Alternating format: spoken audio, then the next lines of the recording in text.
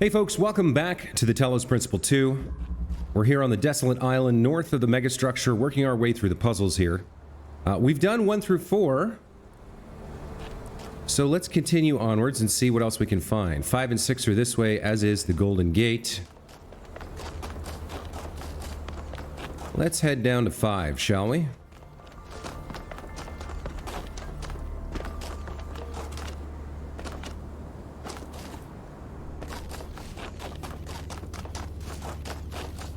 All right, this one is called The Gift. Okay, so we've got a red light gate, a fan and a pressure plate, purple gate there. All right, so I think probably the first thing we need to do, yeah, we needed to find you and take control of you. Now, is there a reason we can't?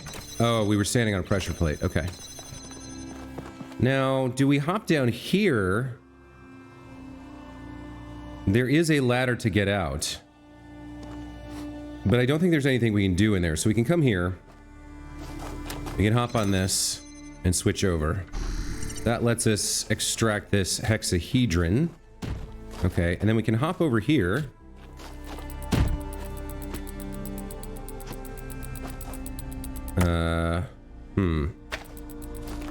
Can I pick it up from in there? Or rather, can I pick it up from the other side? I can. Okay. That will get us the red light, which we can then connect to the gate over there.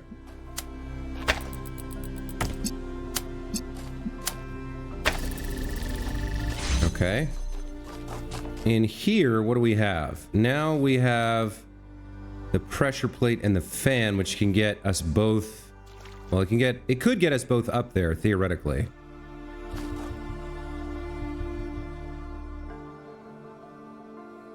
Now, if I stand here, that powers the fan, but does it keep the gate open as well? Let's see. No, it does not. All right. If we take either the connector or the hexahedron, the gate closes, so we can't pass anything else through here. What are we trying to do?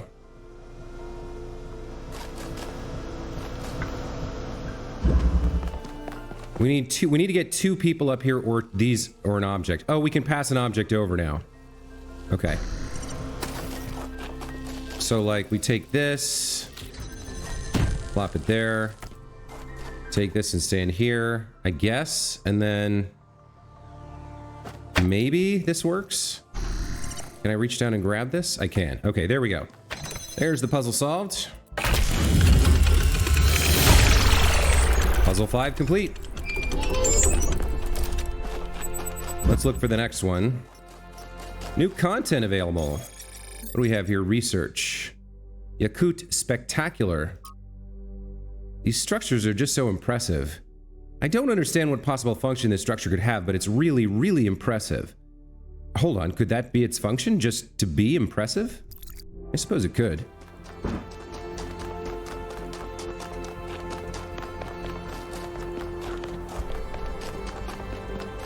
Okay, back to the signpost to figure out... Alright, 6, 7, 8, and the 2 lost puzzles are this way. Haven't seen any sign of the star puzzles yet. Let's see. 8 is that way. 6 and 7 are that way. So what's this up here then?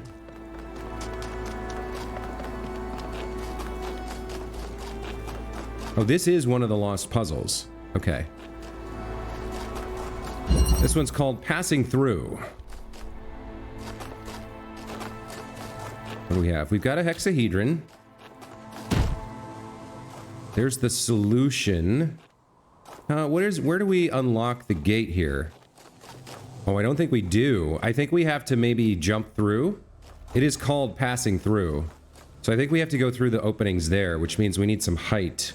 What else do we have available? We've got a platform here. We've got this guy. Let's take control over here and see what we can do. We can use this to get into the... we can use that to open the gate. And then... we can pick this up. Come over here. Swap over. I think that's enough height.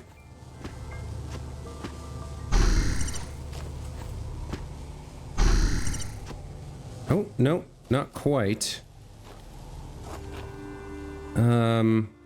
So if we can't jump over that, we could use the jammer to open this gate if we could figure out how to get the jammer out. But I don't really see a way to do that unless we... Well, what if we move everything in? And then can we pass the jammer over? Maybe we can throw the jammer over the wall here somehow. Let me get the hexahedron and bring it in. So like if we plop that there, and then have him hop up, or get ready to hop here.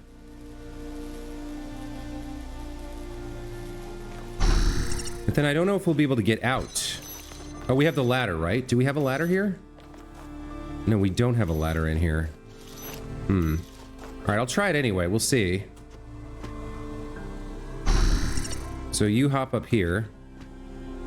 And then you...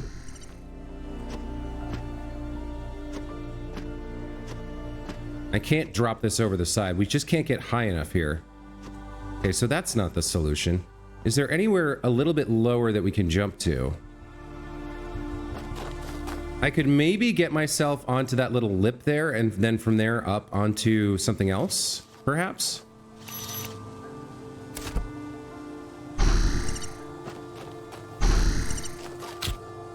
Maybe I could get on this little lip here.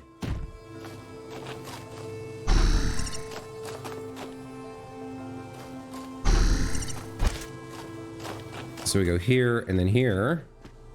And then... Oh, maybe. Hold on.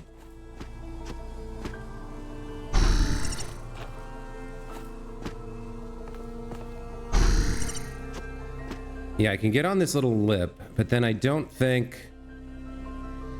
I can't jump any higher than that. Like, I'm not gonna make that jump. Maybe I have the wrong idea here. Where else could we go with the hexahedron to get high enough? Something else we could stand on. And then jump around.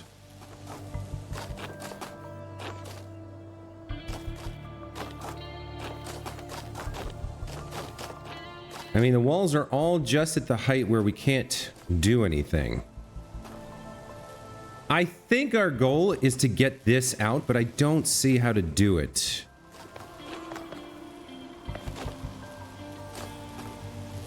Is there a raised place we could put the cube so we get more height? Or...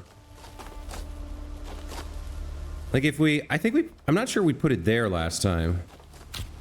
Like if I take this and place it... Right there, yeah, right on the snow. It's sort of like moving backwards, but it does have a little bit more height. Let's see. Maybe that's enough to make it happen.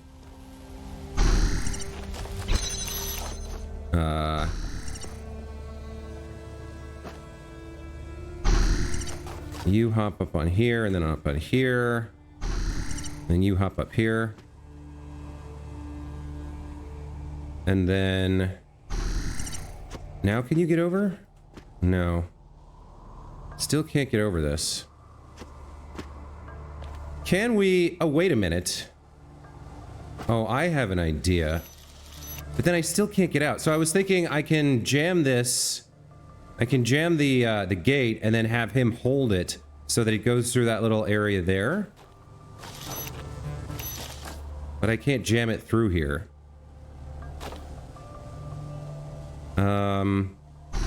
Can I make it happen?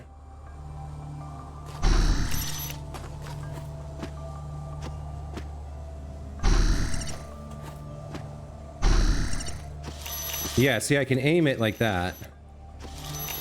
I can aim it at the jammer, but I can't set it up. It's not doing what I want. And even if I could, I can't get out of here now.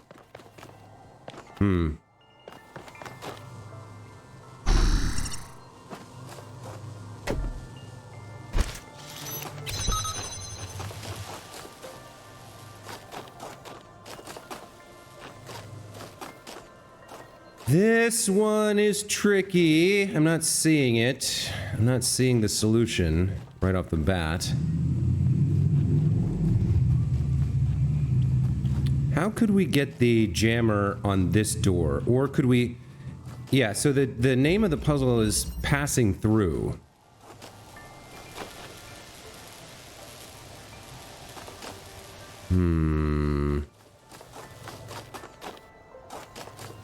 We either need to pass this jammer through this gate, or we need to pass ourselves through one of those openings. Could there be... Could I have... I don't know how high the blue gate goes. I guess it goes right up to, like, there. Maybe I could jump over? Maybe I'm making this too complicated. But no, we can't crouch, and that looks too small for me to pass through. I feel like if I'm going to pass through something, it's got to be one of those openings. But then I don't really see how to make that happen.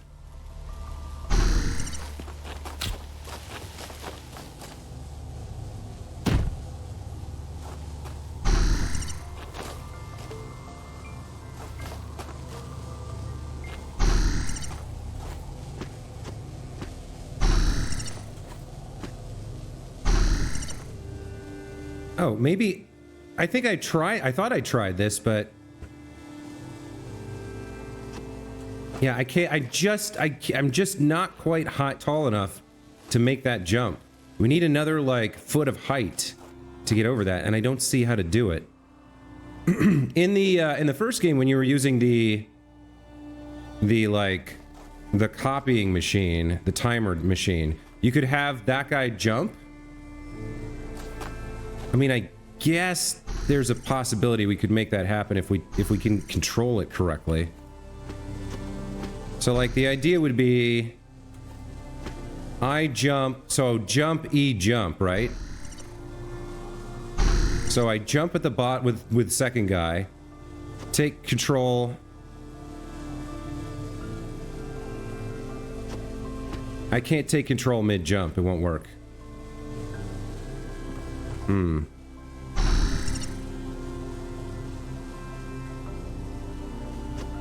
Yeah, we just can't get quite the height we need. Can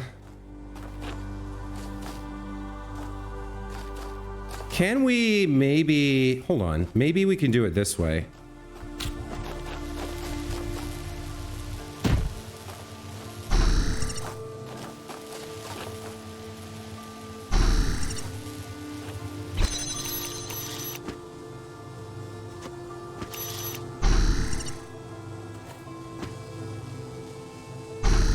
Can we just jump through the gate or over the gate? That falls on this side. Now we're kind of like too high up. Maybe we don't need the box?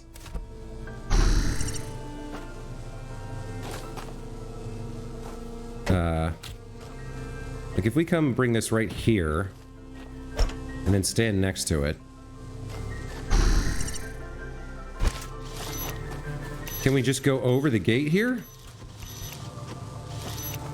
It looks like it doesn't go too high, so that we could actually... Oh, there we go. But now I can't... So we've passed the gate, we've passed the jammer through, but now I can't get out. And I can't take the jammer. So we were able to get it on the other side, but now I'm stuck.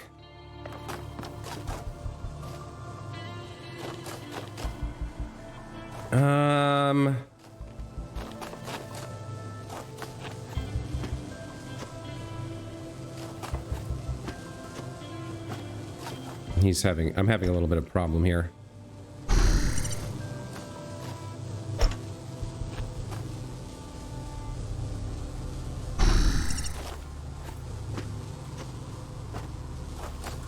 Why is it...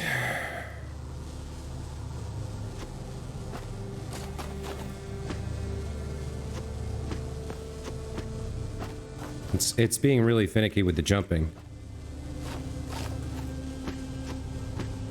It keeps knocking me down.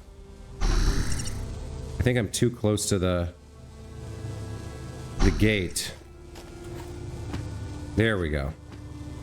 Yeah, so I can't get out, and we can't retrieve the jammer. So now we're stuck in here with no way out. It's too bad there's no ladder in here, because that would be the solution then.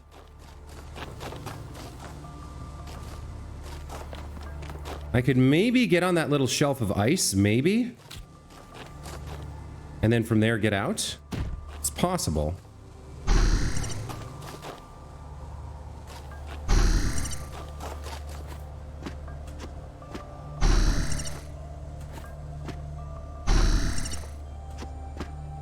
Oh, I can. Okay. There we go. That's it. All right. I don't know if that's the intended solution or not, but it is a solution. So let's take it and move on.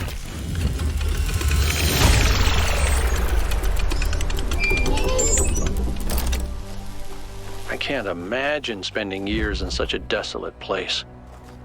For what? Science? Enlightenment? I'd much rather be back home in New Jerusalem. I think it's beautiful in its own way. But I don't understand how our ancestors could survive here. They were so fragile. Imagine getting stuck out here in the cold. I wonder if there are wolves. It's kind of a miracle biological humans lasted as long as they did. Yeah, we were fragile, but we were also ingenious. We shaped our environment rather than just accepting it for what it was. All right, we found a terminal. Let's see what it's got. On Cornelius, the author here is Error. From the personal reminiscences of Mitku 166. There are some people whose true importance you just don't notice at first. People who quietly hold things together without making a big deal of it. That's what Cornelius was. Always by Athena's side, he calmly and carefully helped us all stay on track, reminding us of our shared humanity and the values that had brought us this far.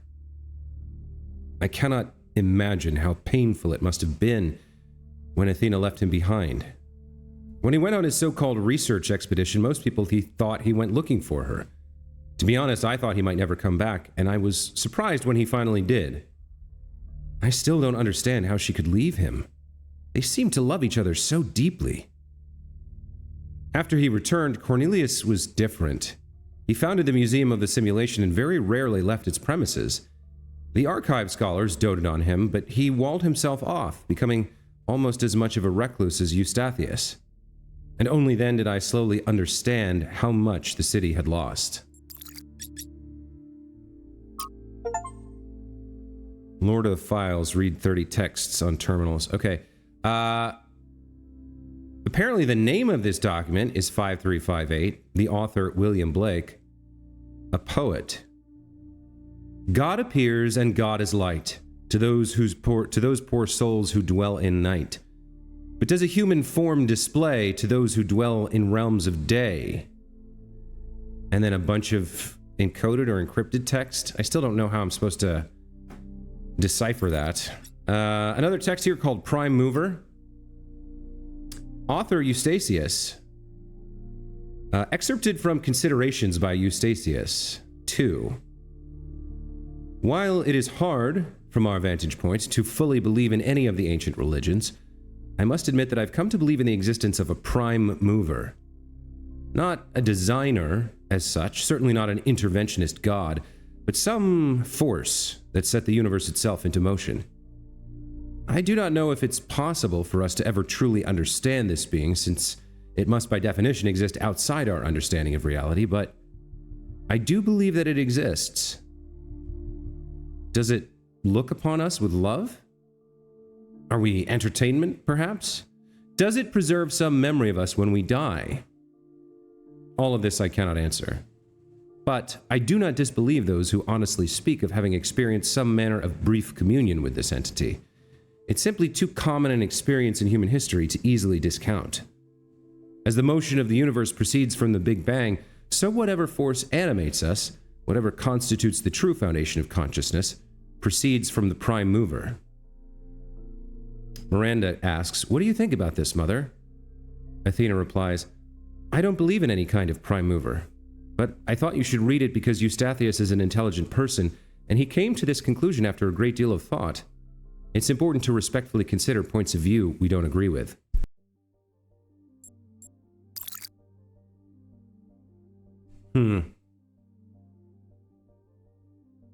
That's one of those fundamental questions that ultimately comes down to faith. There's no way to gain evidence one way or another, especially if you consider that whatever a prime mover might be, it would exist outside the universe. So there's no observation possible. Certainly not with our limited senses. This is from On Modernity, from the book of Annotated Internet Comments. Oh boy, by Eustathius. If modernity is so great, why is everyone so fundamentally disappointed with the world? Why do we sigh with pleasure at the sight of old houses, but feel nothing but depressed and alienated by skyscrapers? Why do we yearn for lush forests and wide plains, not narrow canyons between buildings? Here's that number again, 5358F. We love all this technology so much. Something if... Yes, I'm not sure about this number. But if we love all this technology so much, why is our idea of happiness to get away from it? Could it be that progress is just a story we tell ourselves to justify why we allow ourselves to be dominated by inhumanity, and older forms of living have something to offer? It seems that many of us share this desire to immerse ourselves in nature. Though we are ourselves entirely technological beings, we enjoy and value the Earth's diverse and unpredictable biosphere. But does that mean that progress is just a narrative, as this ancient commenter suggests? Or does it mean that technological progress, or progression, and a love of the natural world are not in fact mutually exclusive? So this was an ancient comment, and this was Eustathius's analysis of it.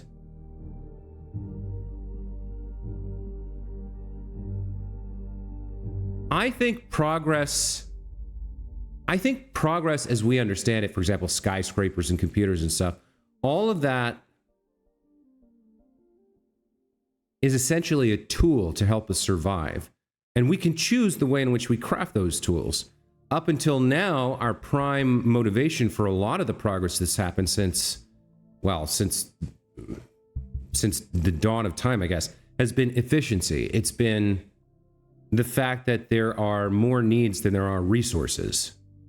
And so we haven't built things exclusively to be beautiful or to be in harmony with nature, but that doesn't mean we couldn't reach that point in the future. Someone commented, and yet, if this person was left on his own somewhere in the wilderness, he would feel nothing but terror. The appreciation of nature is rooted in the experience of civilization, of safety. Interesting point. Athena says, true, but he's still right. So much of what our ancestors created in their last years was alienating to the majority of people. And the commenter responds, then the question isn't one of modernity, but of control. I strongly agree with that.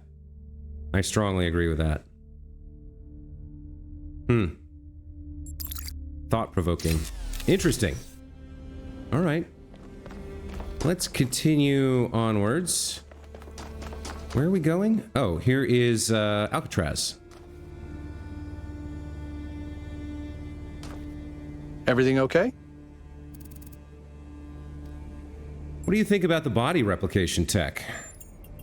It seems like something that could very quickly get out of control. You know that saying about good intentions? If we can solve problems by just making more people, how long before people just become a problem-solving tool? Yeah, that's a good point. You never want to see people as tools. It's very dangerous. Goes back to that question of control that was in that text we just read. While we've got you, did you know the founder? I sure did. Not as well as Byron, but she was still around when I was born. I remember she came and talked to me after New Alexandria, told me how sorry she was. I never blamed her for that. It wasn't her responsibility. What was New Jerusalem like when you were born? A lot busier than it is now. My most defining memory is that it was extremely noisy, because something was always being built. Got annoying after a while. I can imagine that. Well, so you were at New Alexandria. Tell me about that. For some reason, we'd convinced ourselves that New Jerusalem wasn't enough, that we needed another city. We thought it would be easier the second time around. All it takes is a little bit of arrogance and a little bit of ignorance, and people die.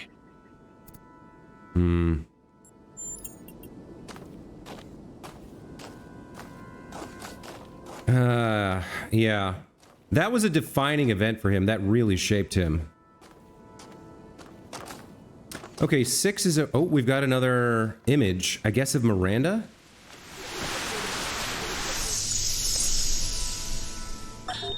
If we believe that life is inherently valuable, if we think that other species are worth preserving, and we recognize that most of the universe is barren, then it follows that we have a duty not only to defend life, but to spread it.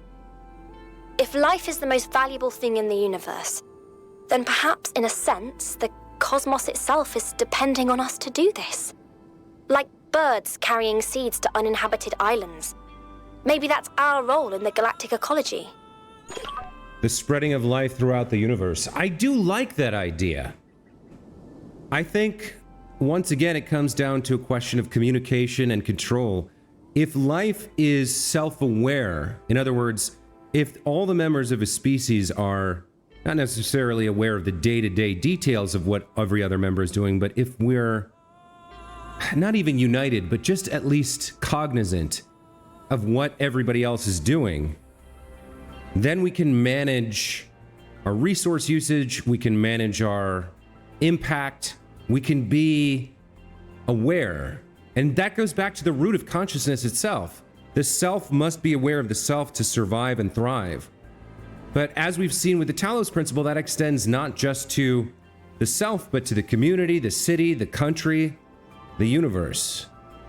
So that, I think, is the fundamental problem. Life should be spread, but it also has to be, I don't want to say kept in control, I don't want to say managed. It has to be respectful, I think. Going back to the Talos principle, man cannot live without his body.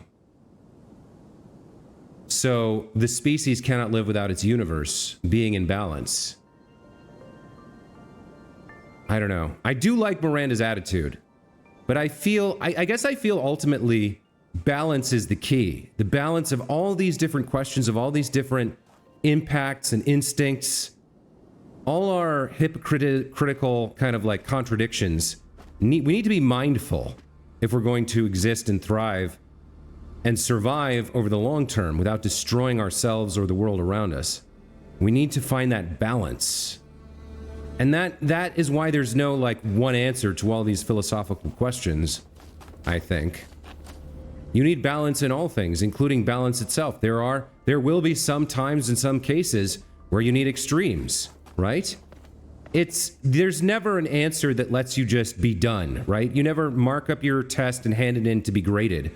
It's just, you have to constantly work all the time and constantly think and ask yourself these questions and be honest, not only with yourself, but with others about what's the right thing to do now.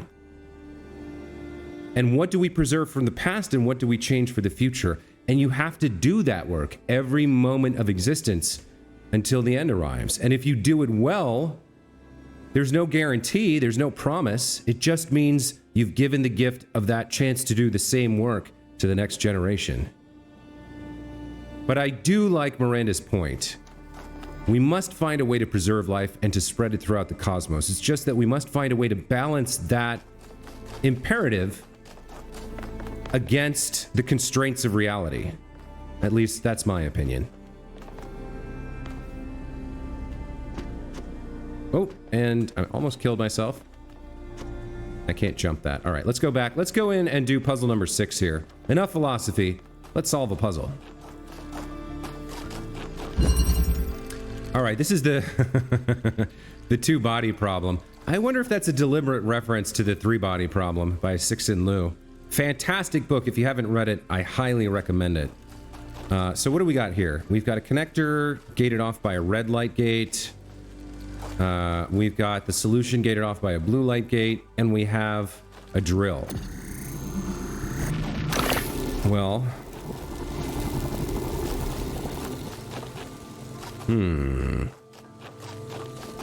Right off the bat, I don't see much we can do with just the drill. Like, we can't pass through this.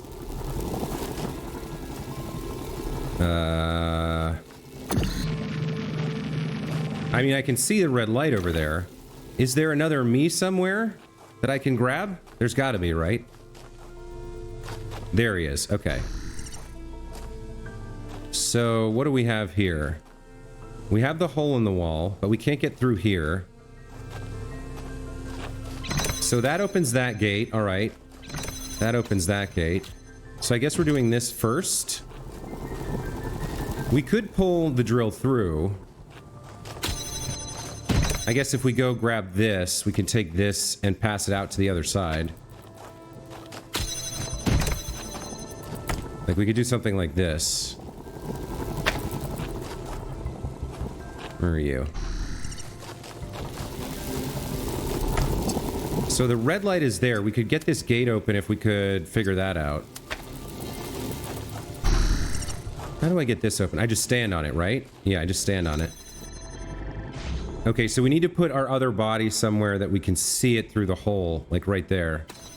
There we go. Where did we go?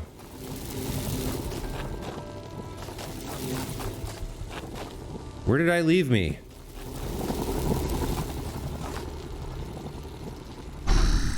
That was creepy. Okay, now we can get in here and get this connector. Very nice. All right, we're making progress here. And then we want to get blue here, right? So the blue light's over there.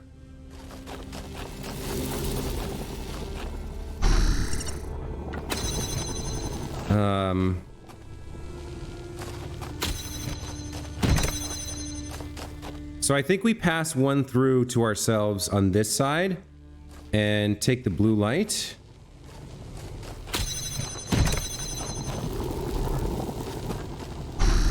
Because we have two of these now, right?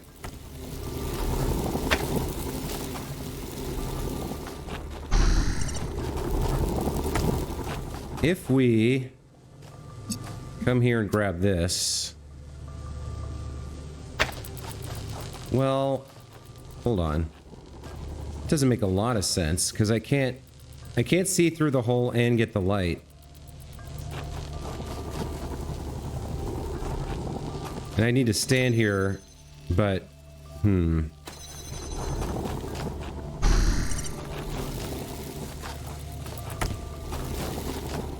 Like, I can't get the light there to pass it to the gate. Maybe we pass this one through as well. Where's me? Yeah, so we can bring this back here. And then connect it. Okay.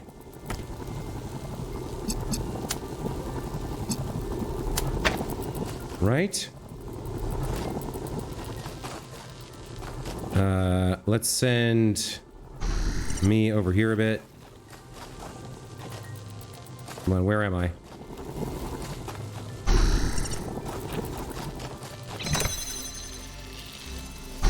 There we go. There's the solution. Okay.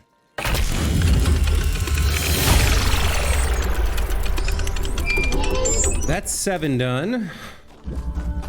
That was 7. No, that was 6. Okay. Oh, we've got a private message here. Let's check this out.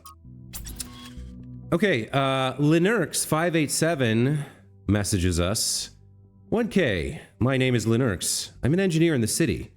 It seems we share a mutual acquaintance. Doge thinks we could work well together.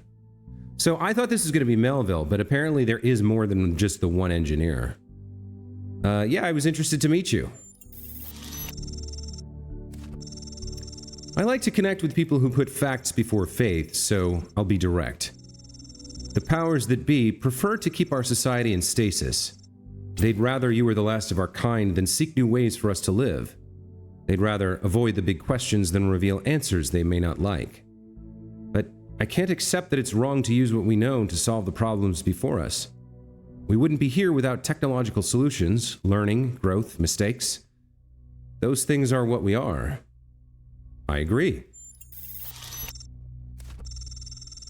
I know we both have hope for the future, and your expedition beyond the city walls presents a rare opportunity, which leads to my purpose in contacting you.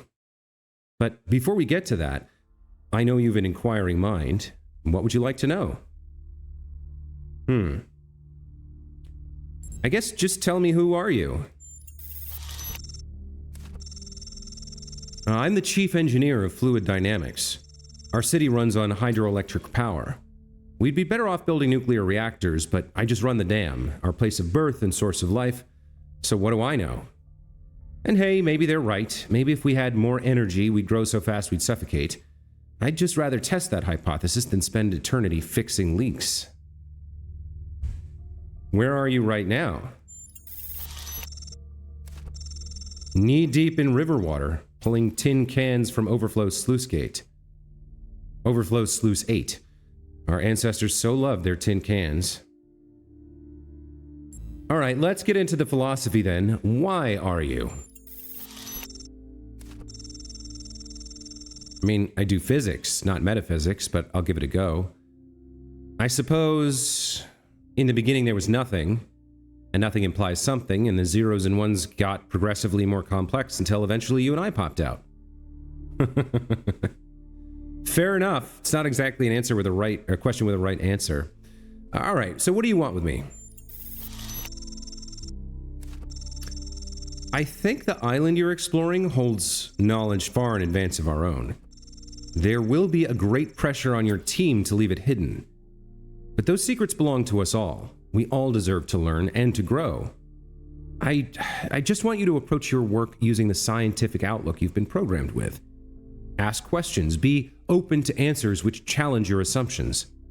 And above all, if what you find has consequences for us all, you mustn't keep it to yourself. I pretty much agree with all of that. I mean, let me put it this way.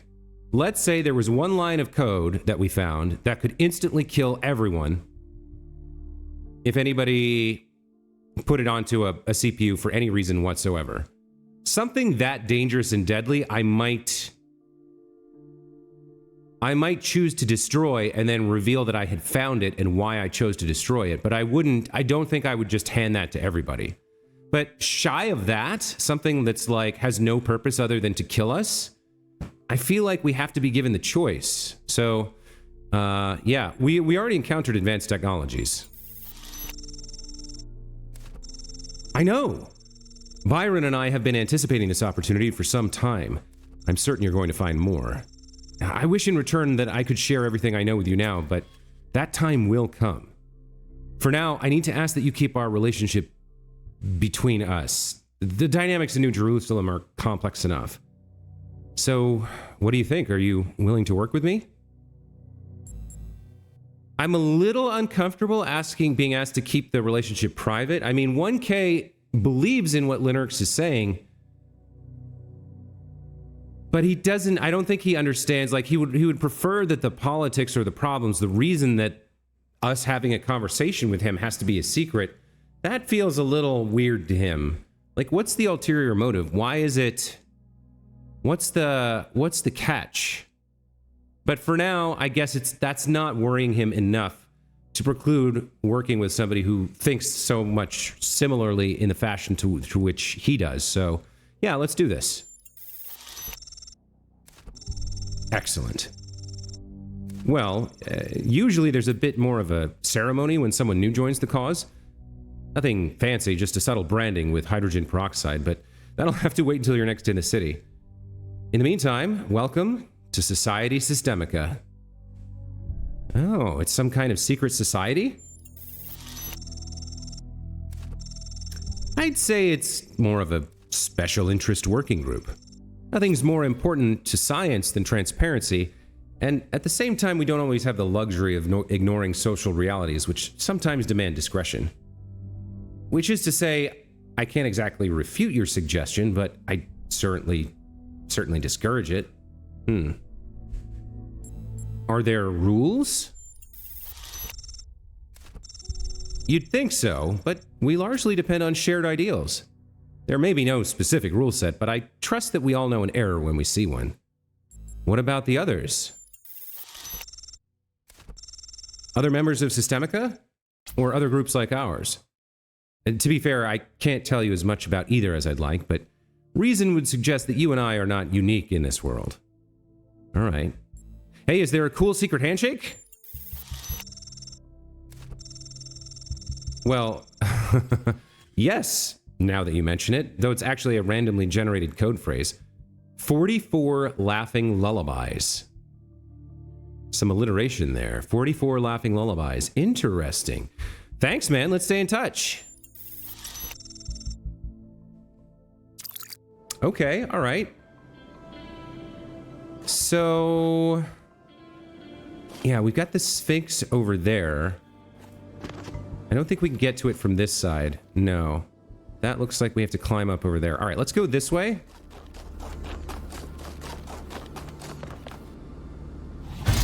That was a big fall, but we made it. And this, I guess, is puzzle number 7. Let's get into this one, and then we'll make our way up there. Oh no, this is the Golden Gate. Oh look, we've got another change here. One of those filled in. I don't know if I missed that last time. Huh. Okay. So 7 and the Sphinx are up here. Let's go check them out. There should be a clue on the Sphinx. Oh, you're new. I haven't seen anything like you before. Huh. All right.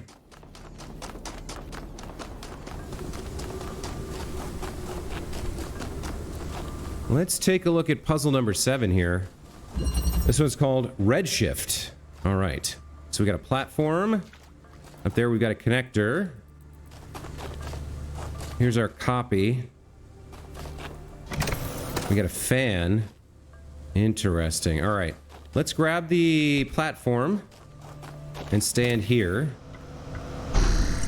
We'll get our friend up on top and go get the connector.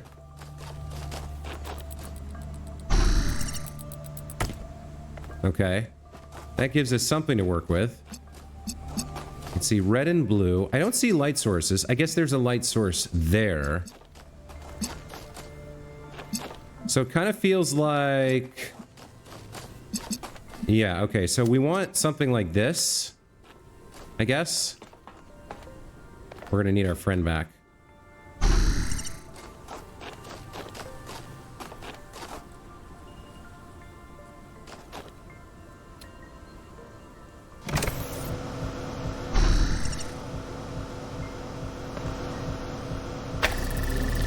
There we go. All right, so there's the first gate open, so we can get in here.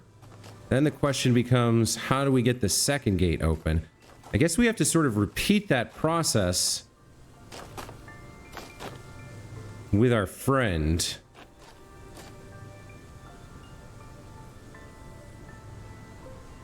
The problem is going to be...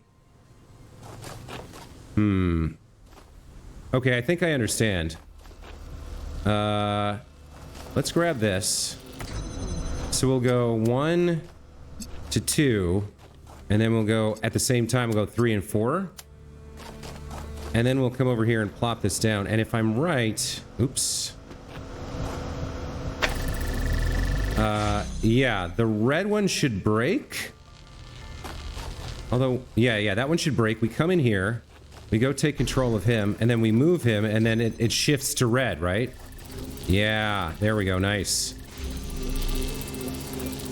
I need myself.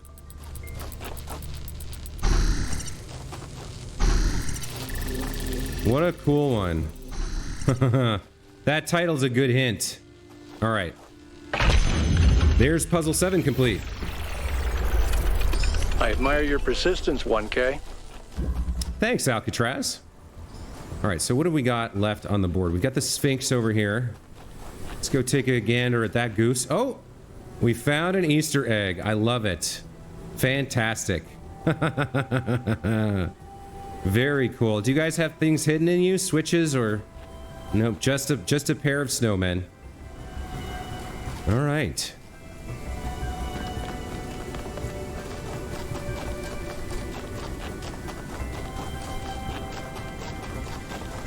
So, Sphinx, what's our clue? Oh, wow. I see an A and a C. I don't see the B, though. I see A, C, and T. Act. Huh. Did that go into my... Yeah. Okay, so we have a copy of it. Is there any way to get, like, a closer view of this? Can I can't, like, get this to expand out, but... This is some kind of clue for the star puzzle, huh? A, C, and T. I mean, that structure there is clearly that thing. So south of it, I guess, is A. Which direction is it?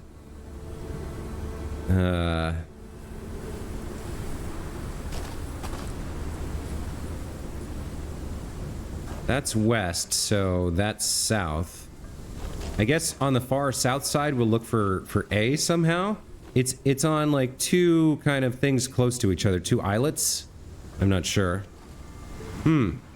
Interesting. All right, well, guys, I'm going to take a break here. When we come back, we've got a couple more puzzles to do, and then the stars. If we look at our map designator here, we've gotten 1 through 7 and one of the 2 lost puzzles. We have to find the lab and the 2 stars, as well as puzzle 8 and the second of the lost puzzles.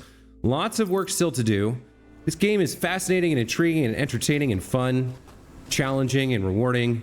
I'm just having a blast with it. Hope you guys are enjoying it too. As always, thank you so much for watching, and we'll see you next time. Take care.